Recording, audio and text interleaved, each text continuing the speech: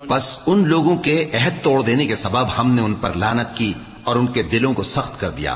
یہ لوگ کلمات کتاب کو اپنے مقامات سے بدل دیتے ہیں اور جن باتوں کی ان کو نصیحت کی گئی تھی ان کا بھی ایک حصہ فراموش کر بیٹھے، اور تھوڑے آدمیوں کے سوا ہمیشہ تم ان کی ایک نہ ایک خیانت کی خبر پاتے رہتے ہو۔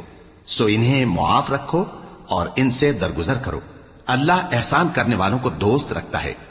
اور جو لوگ کہتے ہیں کہ ہم نصارہ ہیں، ہم نے ان سے بھی عہد لیا تھا، مگر انہوں نے بھی اس نصیحت کا جو ان کو کی گئی تھی ایک حصہ فراموش کر دیا، تو ہم نے ان میں قیامت تک کے لیے دشمنی اور کینہ ڈال دیا، اور جو کچھ وہ کرتے رہے اللہ عنقریب ان کو اس سے آگاہ کر دے گا۔ اے اہل کتاب، تمہارے پاس ہمارے پیغمبر آخر الزماں آ گئے ہیں کہ جو کچھ تم کتاب الہی میں سے چھپاتے تھے وہ اس میں سے بہت کچھ تمہیں کھول کھول کر بتا دیتی ہیں اور تمہارے بہت سے قصور معاف کر دیتی ہیں۔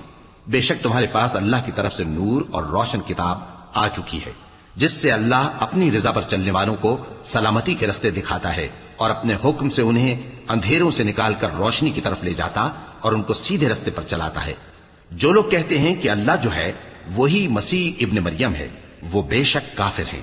ان سے کہہ دو کہ اگر اللہ عیسیٰ ابن مریم کو اور ان کی والدہ کو اور جتنے لوگ زمین میں ہیں سب کو ہلاک کرنا چاہے تو اس کے آگے کس کی پیش چل سکتی ہے؟